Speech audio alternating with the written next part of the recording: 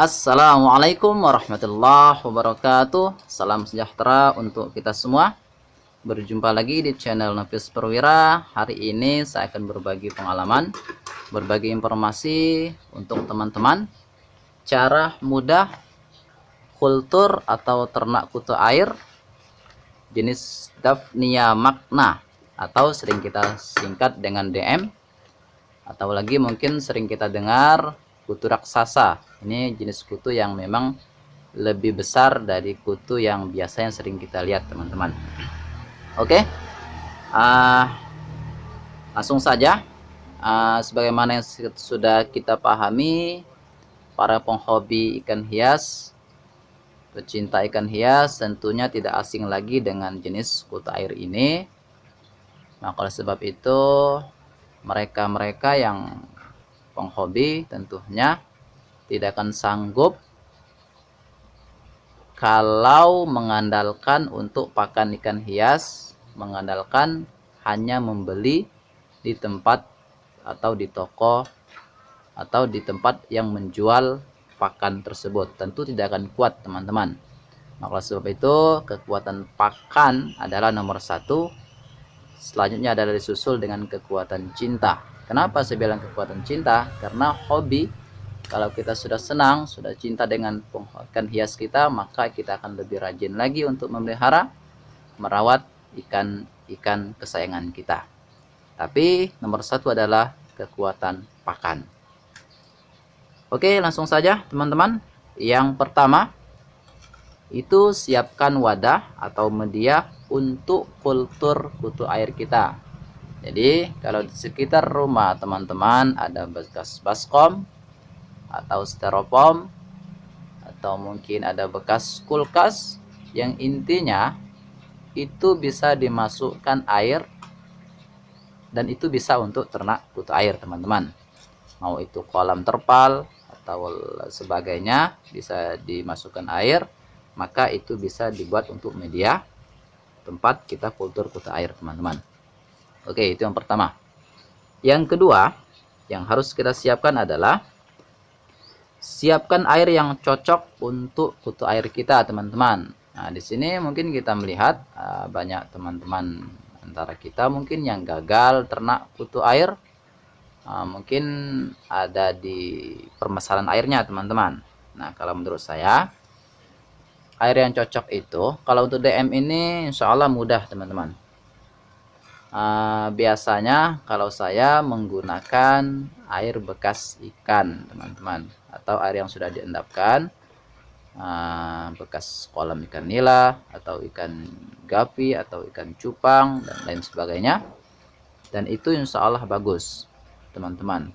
Ada lagi orang-orang peternak kutu air juga menggunakan green water, ya, air yang sudah hijau. Nah, jadi seperti itu. Ya, boleh saja, teman-teman, semuanya bagus, ya. Tapi alangkah baiknya jika air itu pH-nya 6 sampai 7, kemudian di situ banyak infusoria, teman-teman. Jadi itu salah satu sumber pakan untuk kutu air jenis DM ini. Dan insya Allah hasilnya akan lebih maksimal. Kemudian yang ketiga, teman-teman, yang ketiga ini ketinggian air kalau bisa jangan lebih dari 30 cm, teman-teman. Ini kita ternak kutu air, ya, bukan ternak ikan gabus, ikan nila atau ikan lele, ya. Itu tinggi nggak ada masalah. Ini kutu air, teman-teman. Jangan sampai melebihi 30 cm. Oke, lanjut, teman-teman. Yang keempat sudah kita siapkan tadi media, kemudian air yang sudah cocok, kemudian lagi ketinggian air sudah oke. Yang keempat, masukkan DM atau kutu air yang siap untuk dikultur, teman-teman. Nah, di sini saya akan menjelaskan sedikit. Kalau mau panennya cepat, 3 hari atau berapa hari saja, baiknya teman-teman memilih dulu. Misalnya kita nih punya baskom nih seukuran seperti ini nih.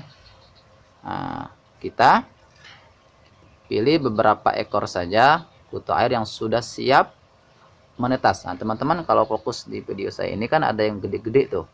Ada yang besar-besar kutu airnya. Nah, yang itu kita pilih berapa ekor saja. Satu baskom misalnya 10 ekor atau 15 ekor. Cukup itu aja. Dan insya Allah cepat panennya. Oke, teman-teman. Oke, langsung yang kelima.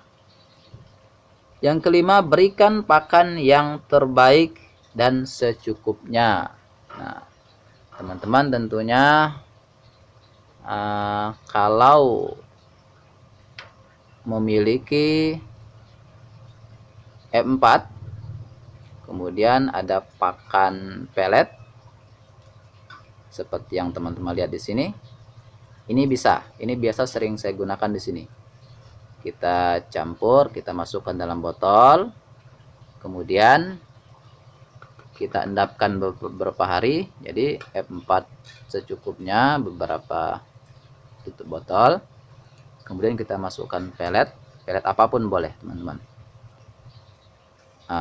Kita endapkan selama difermentasi dulu teman-teman. Dan insya Allah itu bagus untuk pakan kutu air kita. Ada yang mengatakan pakai air beras, ya tidak masalah teman-teman, atau dedak dan sebagainya. Itu tergantung kebiasaan kita masing-masing ya. Barangkali teman-teman susah untuk mendapatkan pakan yang jenis seperti ini. Di sekitar rumah kita ada jenis pakan yang lain. Atau teman-teman juga punya pengalaman, boleh juga sharing dengan saya bagaimana agar ternak kutu air itu lebih cepat lagi panen. Oke, sangat terima kasih jika mau sharing ya dengan saya. Oke, lanjut teman-teman. Yang ke-6, berikan aerator untuk skala yang besar, teman-teman.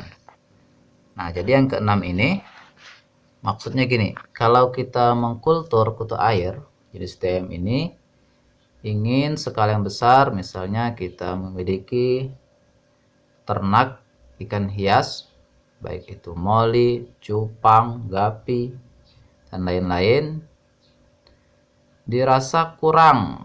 Dalam sehari itu membutuhkan sekian banyaknya kutu air untuk pakan alami ikan hias kita. Maka kita perlu ternak atau kultur kutu air itu dengan skala yang besar. Atau mungkin kita ingin menjual. Kita ingin jual kutu air. Nah, tentu kita perlu skala yang besar. Maka tentunya kita siapkan aerator. Kenapa kita siapkan aerator? Agar asupan oksigen yang ada di dalam air, di tempat kutu air itu tercukupi teman-teman. Tapi kalau skala yang kecil, wadah yang kecil, saya rasa tidak perlu untuk memberikan aerator. Hitung-hitung hemat listrik juga teman-teman. Masa kita skala yang kecil memberikan aerator untuk kutu air kita, maka kita irit listrik teman-teman, jangan terlalu berlebihan juga. Kalau skala yang besar, saya sarankan untuk berikan aerator. Oke teman-teman, lanjut yang ke-7. Nah, ke-7 ini penting juga teman-teman. Setiap hari usahakan kultur kutu air kita atau ternakan kutu air kita itu terkena matahari secukupnya. Nah, gini teman-teman. Kalau kita ternak kutu air di tempat yang tertutup tanpa terkena sinar matahari sedikit pun, maka saya rasa tidak akan berhasil. Ataupun jika berhasil tidak akan maksimal teman-teman. Karena kutu air juga butuh asupan sinar matahari. Tapi secukupnya, jangan berlebihan. Jika terlalu panas, maka kutu air kita akan mati semua teman-teman. Tapi jika tidak ada sinar matahari, juga seperti itu teman-teman. Oke. Selanjutnya yang ke-8, tunggu beberapa hari, 3 hari, atau tadi sudah saya jelaskan, kalau kita mengambil kutu air yang besar-besar, teman-teman. Lihat di video ini. Yang besar-besar itu kita pilih-pilih dalam satu baskom, misalnya kita pilih 15 ekor saja. Maka insya Allah panennya akan lebih cepat.